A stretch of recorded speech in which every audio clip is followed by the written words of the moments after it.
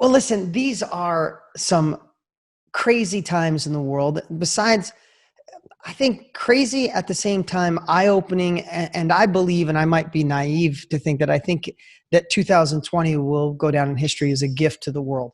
Welcome to the Dean Graziosi Show. All success starts right here. Vivian, welcome to the show. Oh, thank you for having me, Dean. Well, listen, these are some crazy times in the world. Besides, I think crazy at the same time, eye-opening, and I believe, and I might be naive to think that I think that 2020 will go down in history as a gift to the world. I really do. Because we're making changes, and there's people that weren't about change that I'm watching. Listen, we all have friends that we know. We all have friends that pretend certain things, really live certain ways, and ones that do things when no one's watching, right? That are really sometimes making more impact than anybody else, right? Right. But I'm watching people shift that I never thought could. And I think this is really a time, and what a great time for us to have this interview. Listen, I shared earlier about your stuff, but I love that, you went through a process. You not only are an immigrant, you started knocking things out of the park in your life, and then all of a sudden things shifted, dropped out of school, hit some depression, then you're working on jobs, and then something hit you and said, I'm learning how to be an entrepreneur. I need to do my own thing. But as an immigrant, as a Black woman, not a lot of money to start. How the heck do you go from that, starting one company, taking it to six figures, starting another company that, you're still running to this day. You've done over 6 million in sales. I mean, what an incredible journey. Now, I just took everything about your life and condensed it in 2 minutes. There's like 5 million questions I have between that. But I'd love to know what are some of the, and I've thought about like 10 different questions to start with, but I want to start here. What are some of the struggles in that journey? Because when people see it, it's so cool to get to the end, and it's so cool to talk about the story of struggle. But what are the struggles that you had that no one else would know that you had? I would say that it would be the invisible, the depression. Because everyone's known me as, Vivian. Vivian means lively one. Yeah. So I've always been lively, smiling. Listen, your Instagram, you smile when you look at your Instagram. Like you can't help it. Yeah, like I'm all about just being, just being vibrant, right? But then when depression hits, it's just like a blow to the knees. But it's something that, I would be happy. I would be Vivian during the day, and then I would cry at night. So it was something, and depression's that invisible invisible illness, right? That invisible disease. So I struggle with it from time to time, still to this day. But I've learned how to manage it better. I've learned, because I've been through, like I hit rock bottom with it, and I'm on my way up. So I know what that looks like. Whereas sometimes when you're at that bottom, you can't even see the light. But I've seen the light, I've been through it, and I got to the other side. And I think that's a really important point with people who are suffering from these types of mental illnesses, is that there is the other side. You just sometimes have to go through it, and it's okay to not be okay. In my experience. Okay, so how did depression hit you, right? Because there's a lot of different ways. Sometimes it makes it so you can't move, or you're sad, or you don't have the energy, or you take the energy anyway, but you feel dead on the inside. Or did you tell yourself really bad stories of all the things that's going to go wrong in your life, and you can't see a compelling future? And then all that starts to stack. Like, I've just seen a lot of variations. How did it hit you? For me, it was actually a combination of all that. So it was, I couldn't get out of bed. All I wanted to do was sleep.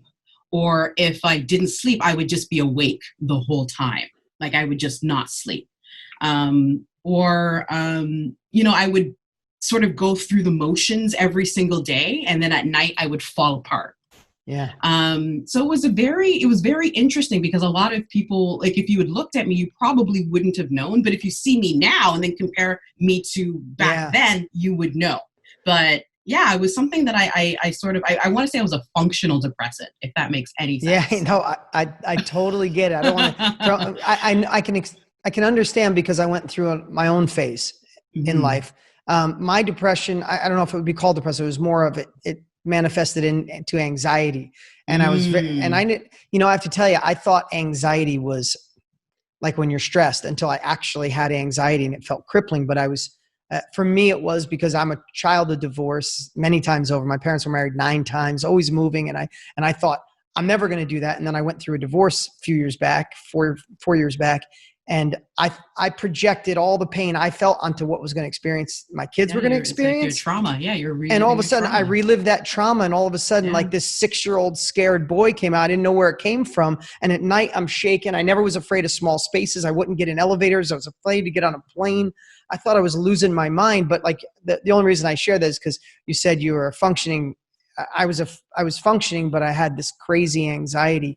Now, reading and watching some of your videos, I would bet to say one of those ingredients that pulled you out of that, because it was a quote of yours, is that you love that grateful is the gateway to all success. Being gratitude and being grateful. So did gratitude and practicing gratitude help pull you out of that? Oh, absolutely. It helped me see the good things in my everyday life, because when you're suffering from depression, all you focus on is the bad things. Yeah. But by practicing gratitude, by practicing writing every single day what I was grateful for, what I was looking forward to, and then at night being going over what had happened during the day and what was good about it, what I could have done a little bit better. But what I found was when I was focusing my mind on the good things, more good things were coming into my life. Yeah, it's really hard to be depressed and grateful at the same time. It is pretty hard. It is pretty hard. But here, there's 2 things you said that I want to dig into. Unfortunately, a lot of people hit depression, anxiety, worry, fear, and we can tend to live in it. It's an emotion that wants you to stay there, right? It's almost like it holds you down. And someone gave me a great analogy. When you're depressed or anxious, they said, think of like a board, right? I'm holding a piece of paper, but like it's a board and you're underneath, you got something over your head. And depression keeps you from poking your head above the board and looking to your compelling future or your bigger future, your happier future, more successful, better parent, better relationships. Because depression puts a lid on it and you can't like lift your head up to see out of the ditch, right? And that makes so much sense, because I can remember going through it and all I could think about is all the things that were going to go wrong with my kids. They'd feel sad like I did. I'd miss them. Yeah. They'd lose the culture I worked so hard to create. What if they lost the values I created? I took my kids to school almost every day. I made them breakfast every day. Like, what if I couldn't do that? And I started thinking of all the things that could go wrong. And it's like, I put the lid over my head and I completely focused on what wasn't going to happen. And then when I really felt that and I started practicing gratitude, that was one of the key foundations, is like I poked my head back up and I finally could see some light. And not all of a sudden, it wasn't like the clouds parted and God spoke to me in that moment. It was more like, let me show you a little bit, Dean, and I'll show you a little bit more tomorrow. But you said something else that I want to give you credit for. And because it was subtle, but it was big, is you did the work. You got up every day. You journaled every single day. You focused on it. You obsessed on it. And that should be a call to everybody listening. None of this happens by accident. Vivian didn't go from being an immigrant and failing, or quitting college or not finishing college and have depression to all of a sudden she's got a business that did 6 million. There's a lot of pieces in between, but she did more work than she'll even be able to tell us today. The work when no one is watching. One of the things I tell my kids, they want to be good at sports and they are both good. I said, you don't win on the playing field. You win when no one's watching. Yep. When you're practicing, when you're outside hitting balls and no one's there and it's not glorious. With that, how do we encourage people to know not only is it worth it, but we must do the work? Well, the thing is I think what a lot of people end up doing is they're confusing motivation. So they think that they always need to motivate themselves to be able to do these things. And it's like, that's really not what it's about. It's about drive. It's about consistency. So just the very fact that I created a set of habits that could pull me through the day, that when I was able, like if you think of like, writing in a journal as, paddling a boat, right? If every day you just get into that boat and you're paddling, eventually you're going to make it to shore. So you just got to keep paddling. You got to keep writing in that journal. And then one day when you're not even paying attention, wow, there's a shore. Yeah. Right? So you have to focus on creating a set of consistent habits that you can follow every single day, even when you're feeling like crap, because that's where the work is. That's where the gems are. That's where the diamonds get created. It's because when you're working under pressure and you're doing all the things that you thought didn't matter, next thing you know, you see the land, you see the top of the mountain, you see all those things that you didn't think was possible, but here you are. All right. So, two questions. I'm loving this. One is, when I was going through that and it hit me out of the blue, I thought I had pushed all my past away. I thought I was good. And all of a sudden it was just really heavy. It's hard to explain. I don't even take an aspirin. Like, I'm just lucky. Same. I don't take anything. But when I went through that, there was 2 days a week, I'd either have a glass of wine or a freaking Xanax. Right. And I never take meds, only because I needed my mind to shut down so I could get 5 hours of sleep. And 5 hours would last me 3 days. Right. And I felt like I was losing my mind. But here's the thing. I want to see if you had any thoughts like this. Is like, my life was okay, but I was going through a transition. And without me realizing, and I guess we both have realized this, or at least I know I have in business, that your next level of business lives on the next hurdle you need to overcome, right? The fear you have to get through, the challenge you have to get through.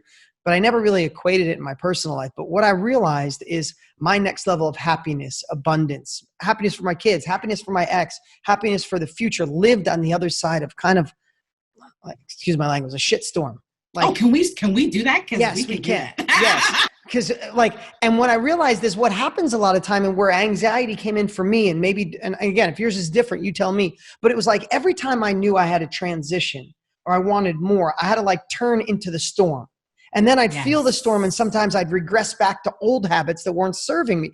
The habits that got me out of Egypt aren't the ones that are going to take me to the promised land, right? Right. So I kept like dabbling and coming out. And then finally, when I just faced it, and kind of like, I have weird analogies in my head. Like, I drove my ship into the storm. It was the worst on the anxiety, the worst on the fear, but more I practiced gratitude, more I journaled, more I meditated, more I talked to people. I did all the things. And then for me, I got goosebumps as I'm saying it.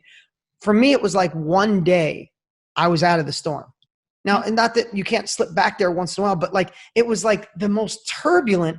And then I woke up one day and I got through it and I navigated new territory. You know, we all have our beliefs. I believe God put that in my path to make me a better human, a better man. I became a better human being. I became a better father. I became a better friend to my ex.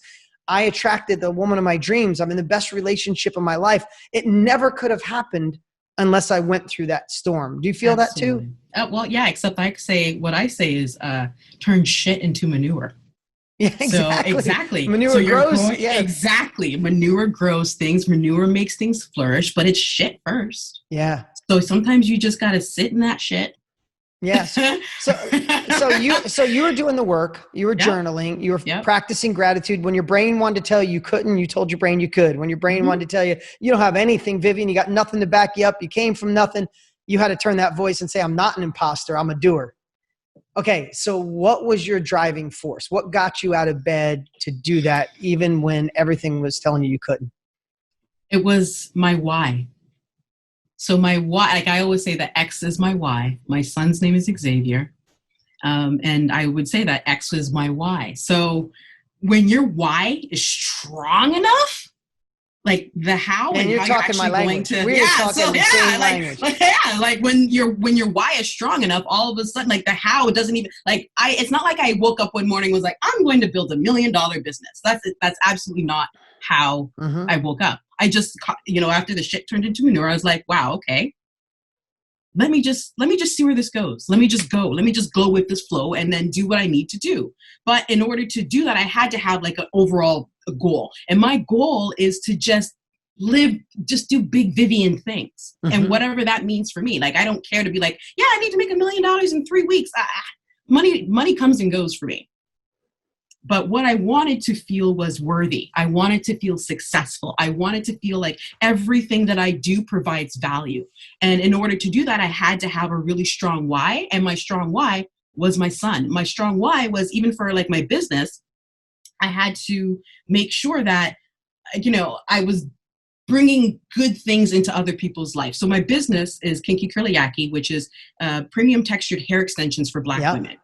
And the reason why I started that business was because I wanted all Black women to show up in the world as themselves and feel confident to do it. Yeah.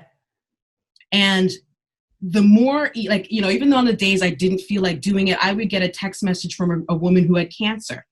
And, you know, she was at the hospital, and the wigs that they had were, you know, silky European textures. But she knew that she could come to my company and get a wig that looked like her hair. And no one would know any better. It would give her the confidence to show up in the world. Or the women showing up in the corporate spaces who wanted to look like themselves, their authentic selves, but, you know, didn't really want to get into the silkier stuff. So like, I always look to what my why is, and that's what drives me. That's what motivates me. I don't rely on motivation. Motivation's like a match, right? It's just like a match. Yep. But and I am the God, I love it. I love it. There you go. Because you got two whys. You got two whys, and you know how to translate that, right? You have your X is your Y, Xavier, right? Yeah. So Xavier is the one that drove you probably through the depression to get going, to get moving. And I would bet to say this, maybe you did, maybe not, but in my 20s, if someone said like, you got to go further along. If someone said you could choose three things, the perfect tool, like this is your mechanism to make money, your mindset, or a big why. The last two would have been mindset and a why. I'd be like, just show me how to make the money. I'm a hustler. Just give me it. And now I reflect at this age and I realize the how is nothing. The how is always there. It's the why and the mindset to keep pushing forward. And that's a gift. That's why I write books on mindset now. It's because, you know, my book, Millionaire Success Habits, there's no way in that book on how to make money. It's all the mindset to anchor in that foundation. And I know a lot of times, like, younger people read and go, great book, but how do I actually get rich? I'm like, you missed the whole point. There's no blueprint. There is no blueprint. Yeah, you missed the whole point. It's like, and I would bet to say you feel this way. And I don't think I'd always have said that, but the only way you don't make it is when you quit. Absolutely. When you give up and say, I can't make it, that's the day it's over. Yeah. And all we have to do is, you know, what did Winston Churchill had a quote. I had it at my desk for a long time. It said, the definition of success is going from failure to failure without losing your enthusiasm. And that's it. We just got to do whatever it takes to get back up, get on the field and play. And we will get our butts handed to us. We'll lose. We'll feel inferior. You'll have that inner voice saying, you're not good enough. You don't fit here. You don't belong. Imposter syndrome. Yeah, imposter. I mean, I still got it. I don't know about you. It never goes away. This is what I do for a living. But I found a way to fight that. Right. So let me tell you, in right now in your business, tell me a little bit more about your business. Because you see, I see how you found a why just from what you said with your son Xavier. But now you have a why because you're helping women feel more confident, feel more beautiful, feel more empowered. And I could just tell that lights you up. When you talked about it, your smile was almost as big as when you talked about your son. So is that your why that's making your business thrive? It is, because for so long, you know, especially in, you know, the Western society, Black women have been made to feel ugly. Right. And so then and it's not like hair extensions or even the textures that I found were, I didn't invent them. Right. But what it was is that I spotlighted them. I highlighted them. I put it right at the forefront. Like, girl, this is what your hair looks like. If you're going to protect your hair, because technically that's why we're wearing extensions, because our hair isn't suited to North American environment because we're all from Africa. Right. Mm-hmm. So this sort of environment strips our hair of moisture. So we tend to wear protective styles like weaves, braids, and wigs. And so I wanted to create something that that's really what it was. Because while I was running, I started running the second business while I was running my first business because I needed to look, quote unquote, presentable. Yeah. So I wanted something that looked like my hair. And so then it wasn't until someone came to me and said, I went to a networking event. And at first I was just trying to solve my own problem. And then she came to me and said, who's your hairdresser and what's your regimen for getting your hair looking that way? And I was like, girl, this is a weave. And she said, I would buy that. And so then I thought, well, if she would buy it and I bought it, there's got to be a market for it. Yeah. And so then from the down season, because it was a wedding business that I ran, in the down season of that business, I launched Kinky Curly Yaki, and it immediately took off. That is so incredible. And so now is that your main focus? No. So tell me.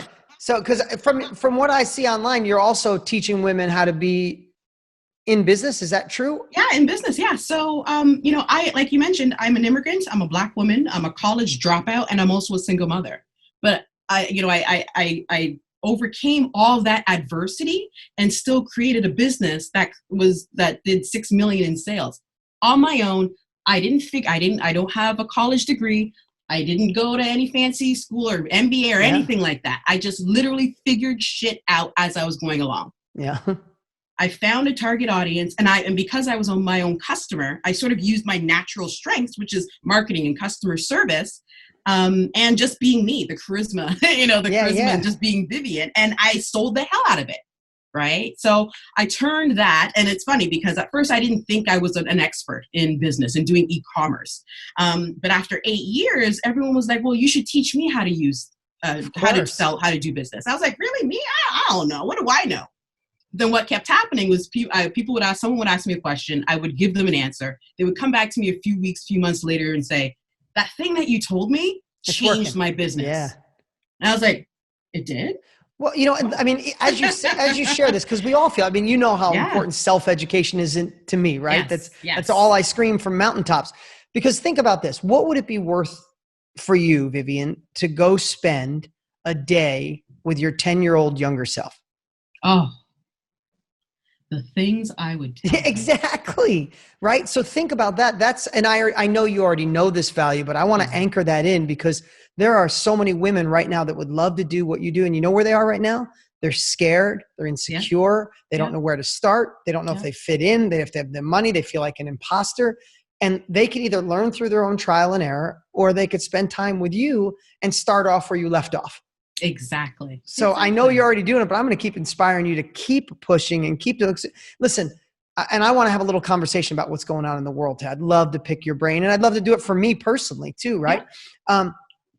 But I believe how we make change is like I tell my kids, is we make change when no one is watching. I'm glad that there's a spotlight of what's going on in the world. I'm glad there's a spotlight of people wanting to do more of their own thing, be self-employed, be more empowered, take control. But sometimes when it drifts out of the spotlight, everything drifts back to the way it used to be.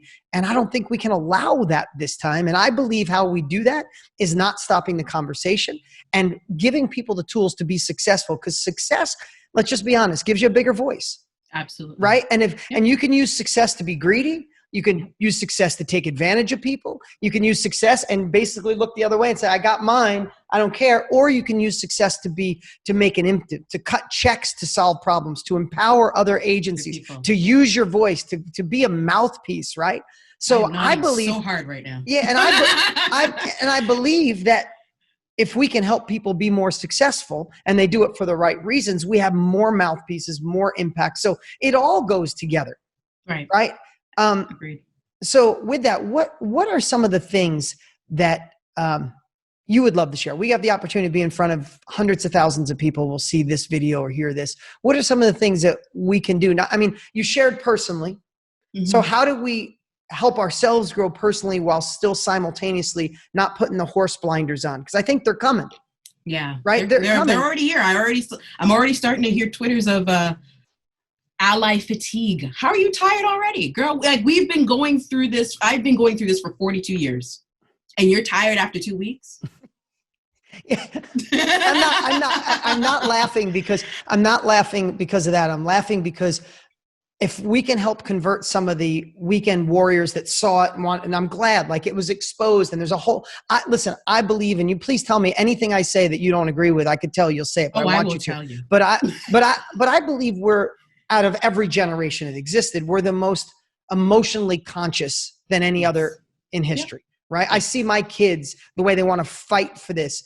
I knew about it when I was a kid, and my family grew me up, raised me in a way where I love the man I am and I love the man I get to teach my children. But there's no comparison. To me, as a kid, it was like, that is terrible. It should stop. My kids are like, Dad, what are we doing?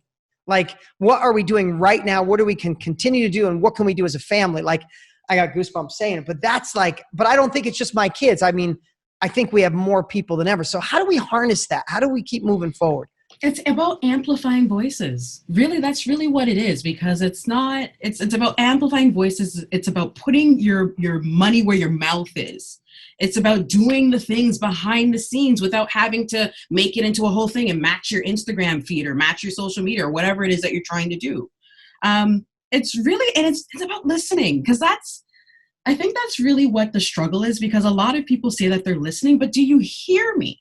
Like, do you hear what I'm telling you? Because like right now, say in my Instagram feed, people are arguing with me over words. Like, I want to be able to say, yes, queen. Hey, sis. Hey, boo. But I'm telling you, there's a reason why I disagree with you using those words, but you want to argue with me. So instead of arguing and trying to center it on yourself, sit down and listen and really hear what people have to say. And don't we have to, I'd really love to ask you this, don't we have to question our beliefs in order to make a change? Absolutely. Right? Like, absolutely. Like when someone is extremely liberal or extremely conservative and they can't be in the room, it's only because they can't look through the lens of the other person. Right. Right. And I believe there's beliefs that have been ingrained in society, in the world, in culture, in movies, right? That we don't even care. And listen, you and I both know the only reason we went from, I lived in a trailer park. I didn't go to college. I didn't have there's nobody in my family with money. I retired my parents when I was 25 because they had nothing. I had to change the beliefs my parents had about money in order to be successful. If I did what my parents did, I would have what they have. And I love them and I take care of them. And I just bought my mom a new house and I feel so blessed to be able to do that. But I don't have the same beliefs as my mom and dad. Right. I love them dearly, but I don't, right?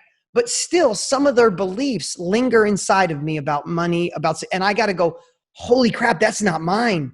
And I have to adjust that.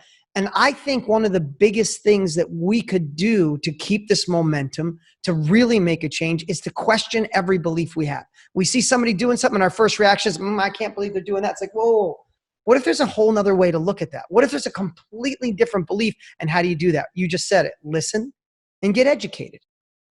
What do you think about that? I agree because same thing, like even how my parents think, and they have a different lens because they were immigrants and they're Black, right? Yep.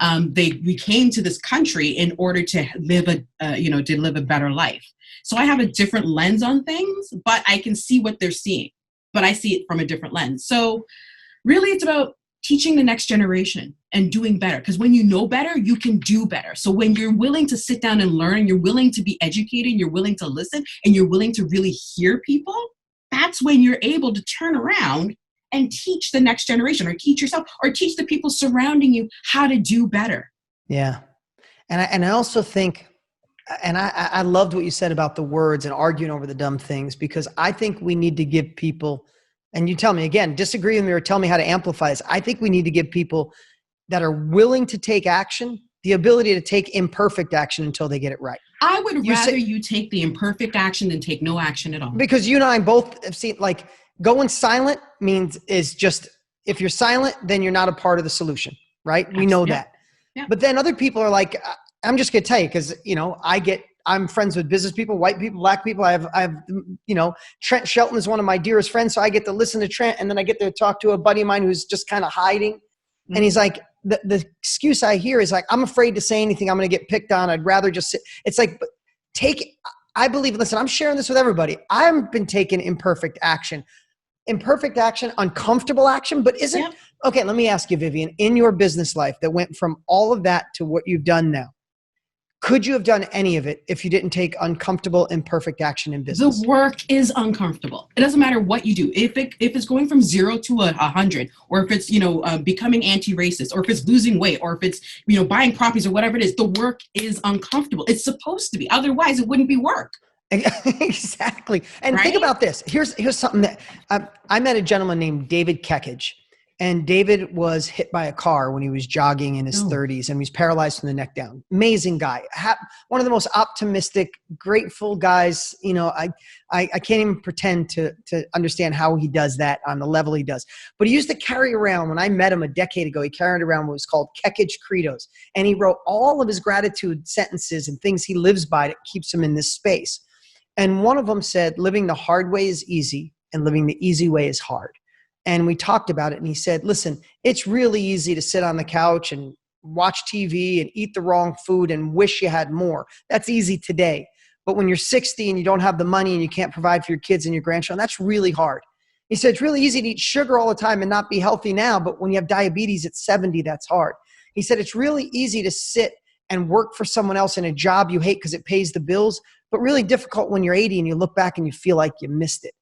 And it just shows in business. You put in the hard work. I'm glad listen, I saw your Instagram page, all those smiles. I love all the colors in your page. It's like, it's so alive. Like, and everybody, in a moment here, I want you to tell everybody where they can find you. Like your page is just, you smile when you look at your page. But there was a lot of sad nights, lonely nights, scared nights, and very difficult nights for you to be in a place where you say, I got Xavier. He's solid. He's going to be good. He's going to be a good young man who sees his mom work her ass off and shows that you could do anything you want. But that took hard work to get here.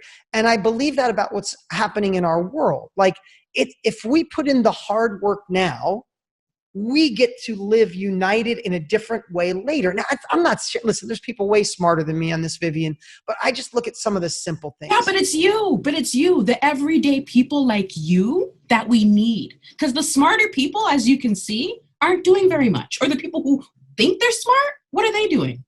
Yeah, they need to lead the charge. It's people like you that need to lead the charge. And I just think if we put the hard work in now, and here's what I think about this hard work, and I'd love your thought on this. It's not like we all have to transform everything. I believe collectively, if we put 10 to 20% more effort, being more observant, questioning our beliefs, being educated, having conversations like this, 20%. Not transform your whole life. As a collective universe, 20%, we would eradicate change and we would think, listen, I have goosebumps thinking of who we could be and how proud I'd be to my kids as if in 10 years from now, they're like, wow, my dad's generation changed the world. Yep. But I believe we can do that without that much. Am I naive or do you? No, you're not. It's not like we're asking people to give up carbs. Like you said, it's just make an observation. Right? Like for us, like I know for me, it's the microaggressions that get me. It's the little paper cuts that happen all the time. But if you can not pick up that piece of paper to cut someone, that could make, that's that 20%. But in order for you to learn not to cut me with that paper, you have to listen to me. Yeah. And you have to not be on the defense and you have to not make excuses. You just have to sit and listen and be like, okay, you know what? They said, or she said she didn't like that, so I will stop doing it. It doesn't matter how I feel. If she feels the way she feels and I'm the one inflicting the pain, then I should Wow, that's a really good point. And do people really have to own it? Like if a certain thing hurts somebody, do you really need to keep it? Or could you have the ability just to let it go? Why are you just let it go? Like that might be the best wisdom I've ever heard. How important is that to you where you could just let that go? Just let it go. Let it go. Like if I've asked, like it's like if someone keeps kicking, like the paper cuts. It's death by paper cuts. That's what racism is for a lot of us. It's death. Oh, actually, let me phrase it another way.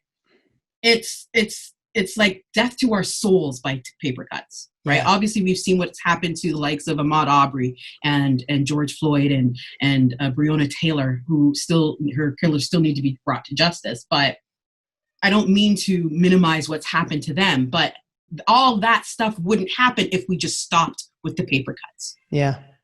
Well, I think if there's a time where we can really make a difference, I think it's now. I think it's, for me personally, and the voice I'm going to be is we just can't look away.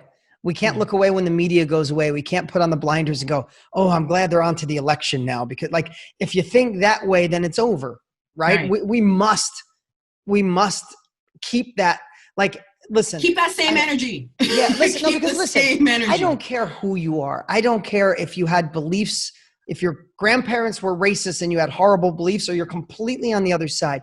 There's no looking away what happened to George Floyd and the rest. Like, there's no, if you're a human being, it makes you sick, right? Like, we can all agree on that. Like, it doesn't matter what side of the line, who you would vote for. Yeah. It was an injustice to the human race, to a human being, right? Yeah. Yeah. And if we could just keep that and say, if I just put a little more effort in, if I continue to do things behind the scenes, if I make different decisions, if I'm going to donate a certain amount of money at the end of the year, maybe I don't give 10% all to this anymore. Maybe I can help out this organization. Like those little shifts, I think create exponential growth, and we can be proud. Like I think we could be the proud generation that they look back and go, there was finally enough is enough. There was a line in the sand and they made a difference. So I'm cheering for that, and I'm gonna do everything in my power to help just support that. And all I can be is just one part. I could be one little wheel in the cog, but I want to be a part of that wheel. Listen, don't underestimate the power of what one person can do. Yeah. And I think, I think that's a great message. So with that, tell me why people should go follow you, be on your Instagram, work with you, and then tell people how they can find you. Well, they should be on my Instagram because I am just a ball of joy. I'm just good vibes all the way around.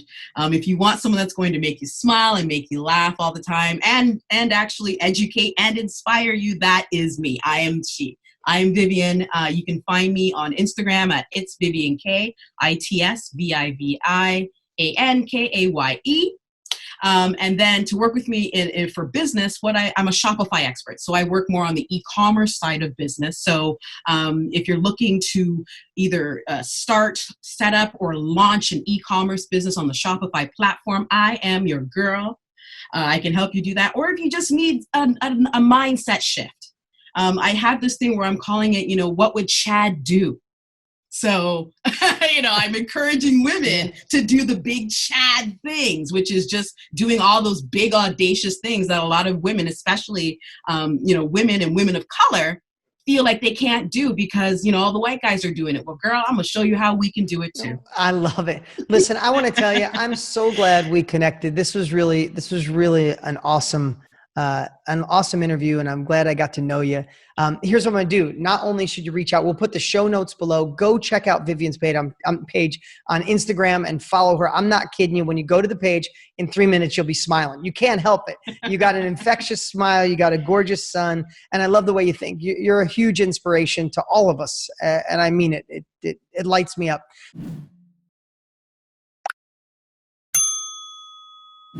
So thanks for taking the time today. Go check out the page. And then I'm going to have my team reach out to you because we're working on some stuff on our e-commerce side. We're not e-commerce.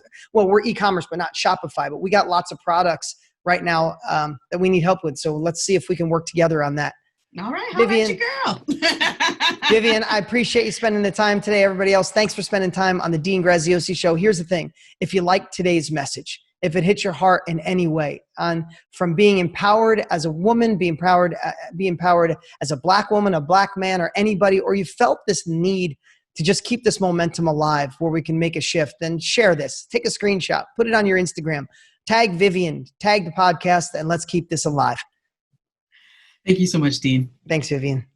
If you like this podcast, make sure to share it with friends. And if you don't already have my book, The Underdog Advantage. Oh my God, I didn't write it knowing this was going to happen, but this is the book that's meant for this time. We're all underdogs right now. And that book shows you how to use resourcefulness, use being an underdog as your superpower to go to the next level. The book is on fire. You can grab a copy at deansbook.com. That's deansbook.com. You can go to Amazon and grab it for $19. That's awesome. Do it. Or you can go to deansbook.com. I bought a couple thousand copies. You can have one for free. I paid for the book. You cover the shipping and handling. deansbook.com. And I'll see you on the next episode of the Dean Graziosi Show. What's up? What's up? Hey, before you go, you need to watch these next few videos. They're absolute game changers. Hurry up and click right over here and watch them, and I'll see you there.